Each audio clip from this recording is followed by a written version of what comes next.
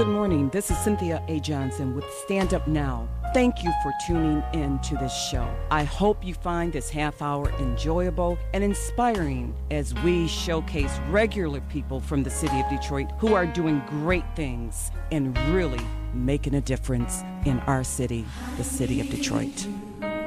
Good morning, family. Good morning. This is Stand Up Now with Cynthia A. Johnson, and you're listening to us on Gospel 1440 WMKM Reborn.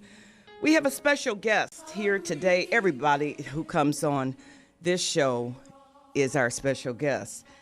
And we have a really special guest today by the name of Scotty Boman or Scott Boman, either way. Scott Boman or Scotty Boman. And he's going to be talking about some issues that he had when he ran for city clerk against Janice Winfrey, and they did some unscrupulous things to this man, and I want you to not only listen intently, but please keep him up in prayer, and if there's any events that's going on, any court cases that are coming up, I'd like for you to participate and help him out, because if anything wrong in our election process or in our democracy happens to him, it will happen to you, or it can happen to you. Anyway, good morning, Scotty. Good morning, Cynthia. Good to be here. I'm so glad that you are here. I know you're a professor, actively involved in the community. And as a matter of fact, I did some research on you last night. I found that you are you're so famous that you're on the, can't even think of it. Wikipedia? Wikipedia. Yeah. You're on Wikipedia. How about that? I haven't even arrived there yet. Well, you should. How did that happen? I don't know. People just got interested in some things I was doing and wrote articles. Really? Anyone can write or edit there, and then there's other editors that, will decide what stays. Tell us what's going on. Tell us who you are and what's going on. Okay, well, again, she gave me a very nice introduction, but I'm currently involved in a court case relating to what happened that day, July 30th, 2013, just before the primary election for the city of Detroit. I have been involved in a lot of different political activities over the years, run for a lot of offices. And yeah, when I've run on partisan tickets, it's been libertarian. This was a nonpartisan election, so it was pretty much everyone was in the same election together in that primary, regardless of what other That's right, regardless of what before. Party you belong to.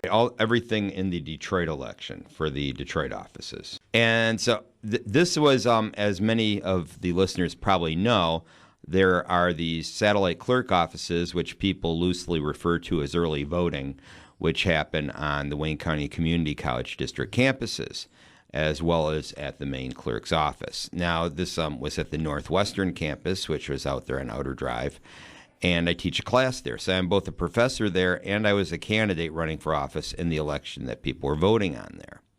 I shortly after a class, walked over to take some pictures because I had been noticing what I felt to be inappropriate signage on the part of Janice Winfrey, who was the incumbent and still is. And I was taking pictures and wanted to verify that right after my class. Okay, so what was going on?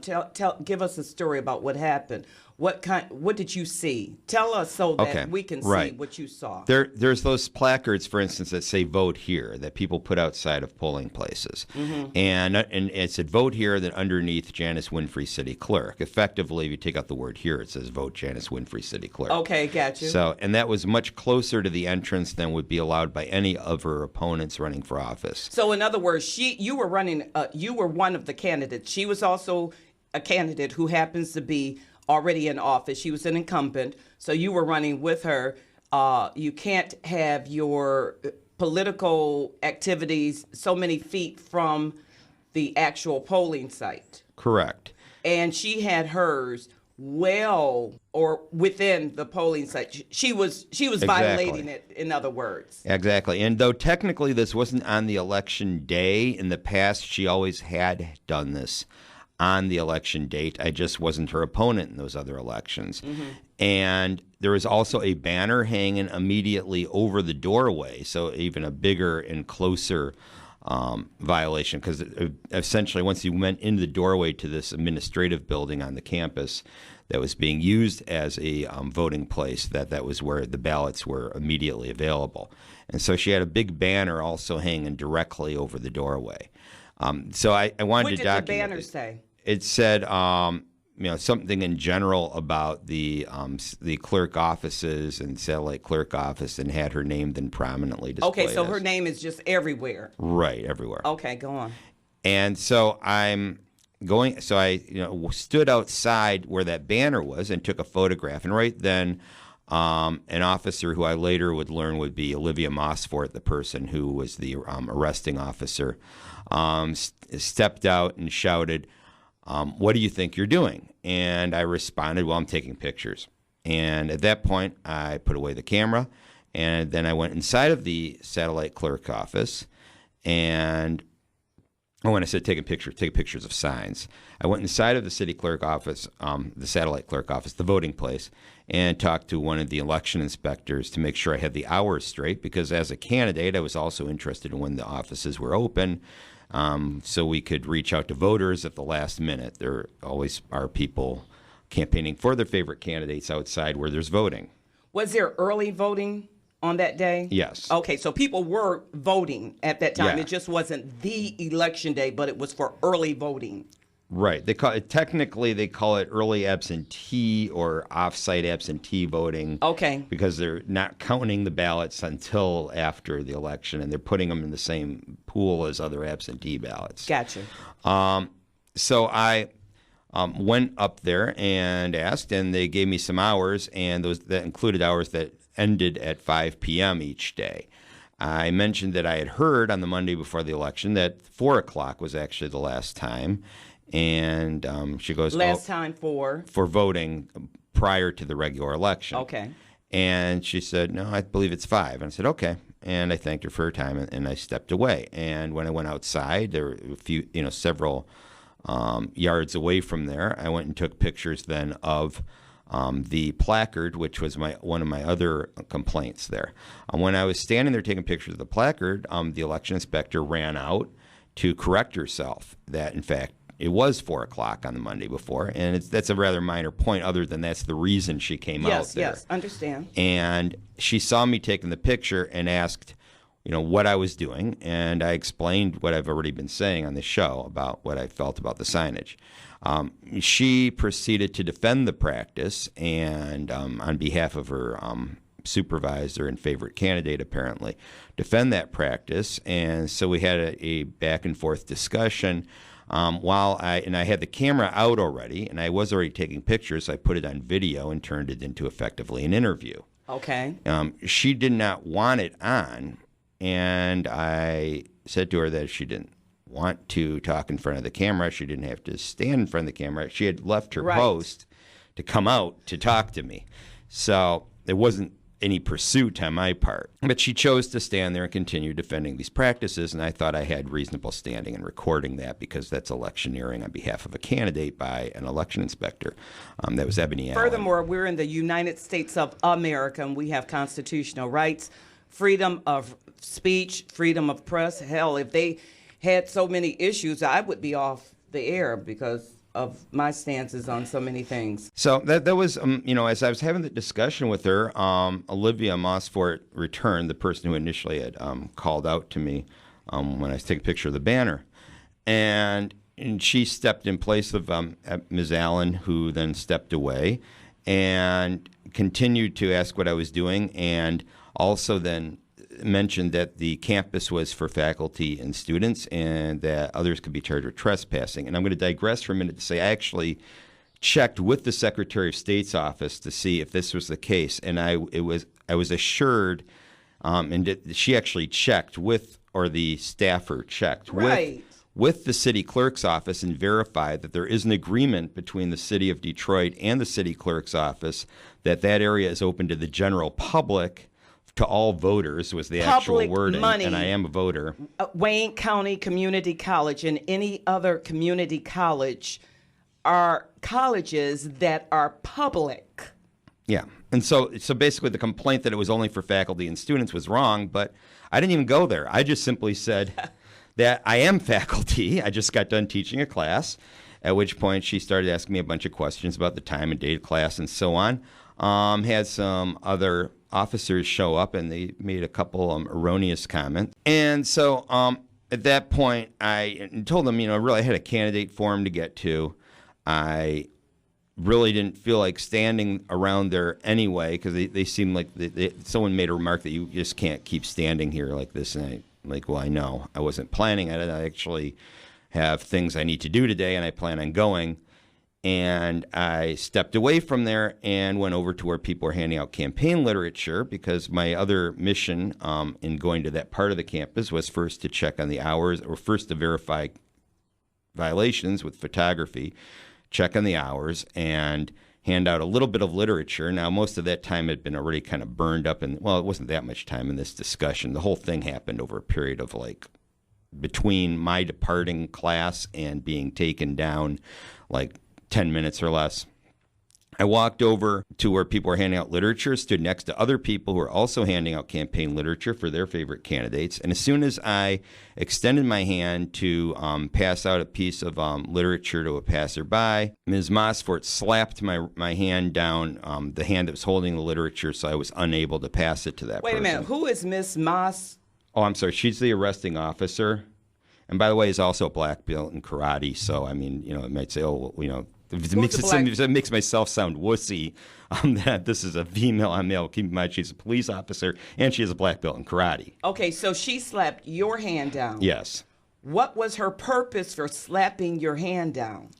It was quite clear to me, though this is all inference, it was clear to me she was trying to stop me from passing out my campaign literature. I am so confused. She didn't want me passing it out. She didn't care about the other people. Actually, Scotty, I'm not confused, but I'm so confused how some of these people feel that because they have a certain candidate that they want. She wasn't a Detroit police officer. She actually is a retired Detroit police officer. But she wasn't working for Detroit. Yeah, currently working for Wayne County Community College District. And apparently also the city clerk, because in her voluntary statement, she referred to Ebony Allen as the other poll worker. So that seemed to imply that she was also in some capacity a poll worker at this time also. The arresting officer? Yes. So she was kind of doing double duty. Oh, this is crazy stuff. This is crazy. Okay, so she slapped your hand down to tell you, in essence, you can't pass out your literature, but she didn't do the same thing to other people. Now, at this point, was she the only officer there? No. There were 2 or 3 other officers there. I think there were 3 others, but they only mentioned 2 others in the report. And it's like this kind of happens so fast. Wait a minute. Okay, hold on. I'm not talking about the report at this point. I'm talking about when you were standing there passing out your literature. Mm-hmm. Was she the only one standing there? No. Or were there other officers there? No, there were at least 2 other officers. Okay, so other officers were there. You're passing out your literature. She slaps your hand down, and you do what? Say what? I said, please don't touch me. Was my first thing. I asked her not to touch me. I also defended my right to do what I was doing based upon the fact that others were allowed to do it, and they couldn't pick and choose who could and could not do this. Yes, right. I was then, they didn't do anything immediately, and as the next passerby came by, I then extended the literature out again to the next passerby, just as the other people supporting their other candidates were doing. Right. And at that point, I felt a hand come up from behind me. I don't know if it was hers or another officer's. I had assumed it was another officer's. Grab my hand and pull it behind my back with the literature clenched. In other words, that person's hand clenched around mine. This sounds like Gestapo tactics. Oh, absolutely. And I was picked up. I don't know how I ended up there, but I ended up on the grass a few feet away. So I was basically lifted up and thrown back down. Fell flat on my face. I had someone piled up on me. I don't know if there were multiple people or just one person putting all the force on me, so I could barely breathe.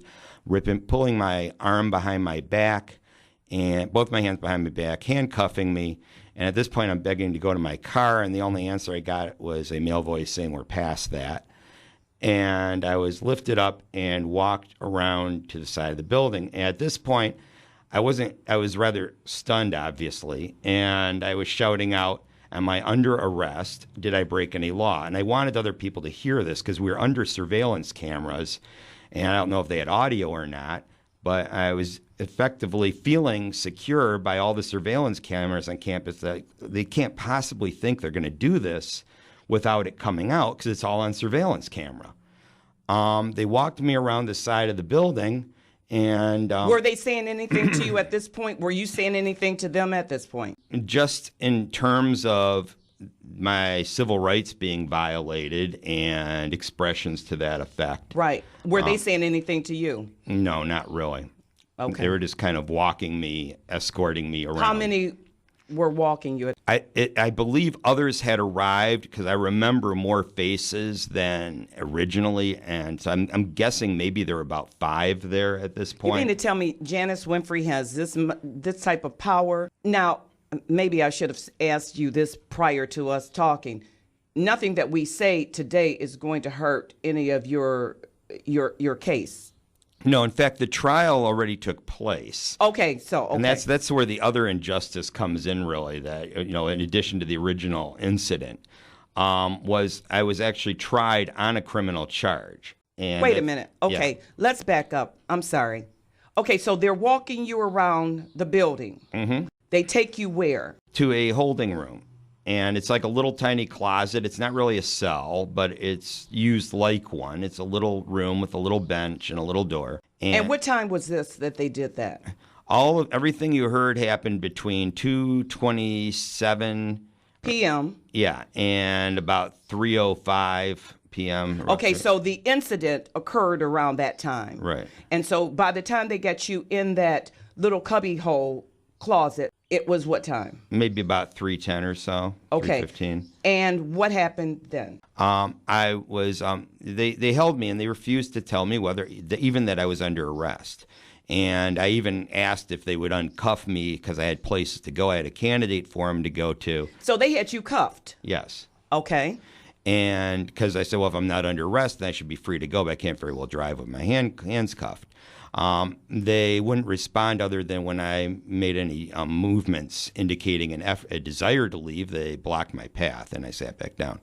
I put my hands, my hands are behind my back, but I tried to move around to see if I could get my phone out of my pocket. Right. And I found my phone was not there. And at this point, it became clear to me that there was also a surveillance camera in the little closet room I was in, and I could see that they were responding to my movements. Like they opened the door, like, what are you trying to do?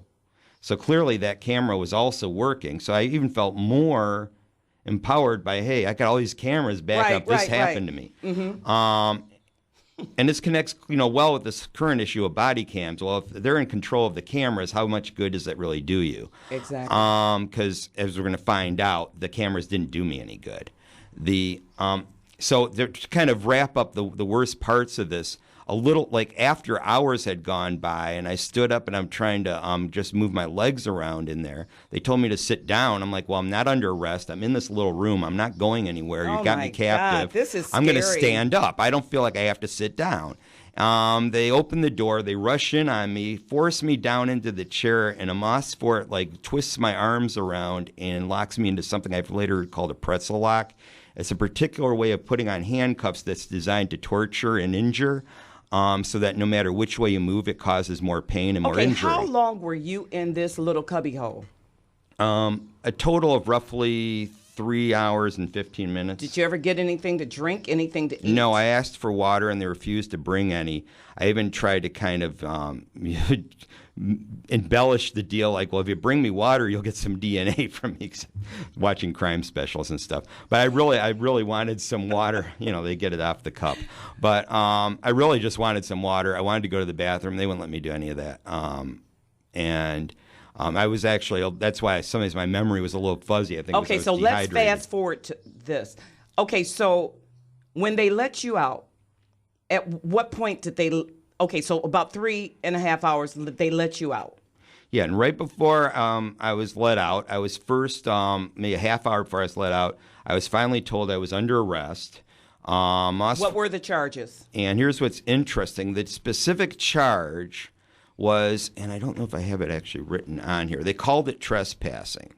But there is a specific statute they named, and I have it posted various places relating to, in fact, what were the original charges? Trespassing. Was that charge reduced to something else? No. So you never made a plea or anything like that? No, I was offered something. And did you accept or did not. You obviously refused? Right. Okay, what were you offered? I was offered a dismissal if I was to concede that the arrest was justified. Oh, my God. Now, this is crazy. Wow. Now, I hope you all are hearing what Scotty is sharing with us. Because trust me, if it happened to him, it can happen to you. So, anyway, so now you refuse that. Right. Did you go to court? Yes, that's where that happened. And on the day that the incident happened, when I was finally released, they walked me to the car. Was that 36th District? Oh, no, this was actually still on campus, is what I'm talking about, when I was released from their custody. I said, did you go to court? Oh, yeah, the court was in 36th District Court. Okay. So how long did it take for you to go to court? Well, there are a whole bunch of hearings, one after another. I know, but the trial finally concluded on March 11th of this year. This year? Yes. Okay, so they found you guilty. Of trespassing, and it's a very specific ordinance. And the specific ordinance says it only applies to public, private, or parochial schools, which the campus does not fall under, because if you look up the state definition of a private school, it's a K through 12 institution. Okay. So that was one thing that doesn't fit. Is this a misdemeanor? Yes. Who was your judge? My judge was Roberta Archer.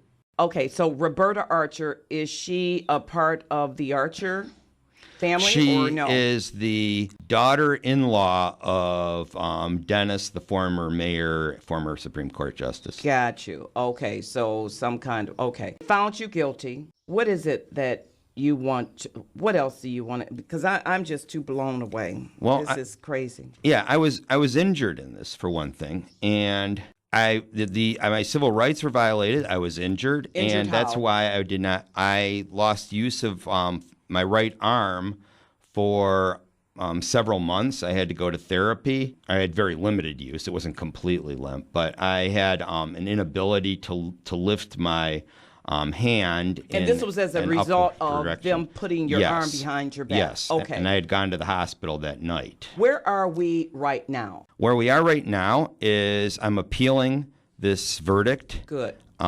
We have court dates set up right now.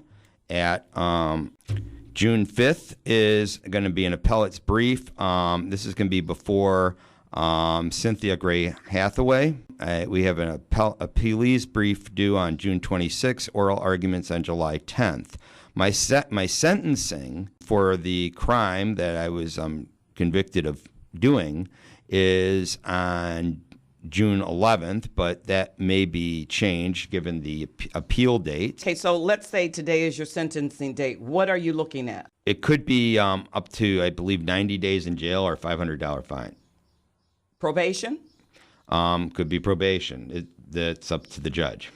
This is an injustice, and we want this overturned. Right. In fact, in the trial, the main witness was Olivia Mossfort, and we were able to prove that she had perjured herself about the incident report, that she had modified the incident report and then lied about when she did it. And yet her testimony was the main testimony that was used for my conviction. Why do you think that they were so against you? I think most of us already know, but just in case someone just walked in, would I be incorrect by saying Janice Winfrey? I don't know, but you were running for city clerk against Janice Winfrey, and you saw all of these posters that were in violation near the polling place, and you were taking pictures. They came out. They being some of the security people came out, didn't want you to do that. You started passing out literature. One of them slapped your hand to tell you, no, you can't pass literature. You kept passing the literature. Then they arrested you. Right. But they called it you're not under arrest, but they kept you in a cubbyhole or a room, like a closet, for about 3 hours without water or food. Yeah. And now you have been convicted of a crime of trespass, which is a misdemeanor. You face up to 90 days in jail, or you're supposed to be sentenced on June 11th. We have less than 30 seconds. Okay. Yeah, and also I should point out those video camera, my video files were deleted. I was able to recover fragments to prove that they did exist originally. How did that get deleted? They had possession of the camera, which they denied in court. Oh my God! Basically most of their testimony was fiction, and the campus security video had been deleted as well. Because we are out of time, I want you to give a phone number if people want to help you out in any way. What is the way for people to contact you, if that's what you want them to do? Yeah, the most information can be found at scottyboman.org. There's no W in my name, so SCOTTYBOMAN.org. And he's also on Facebook. God bless you all. You have been listening to Stand Up Now with Cynthia A. Johnson, guest Scotty Boman. God bless.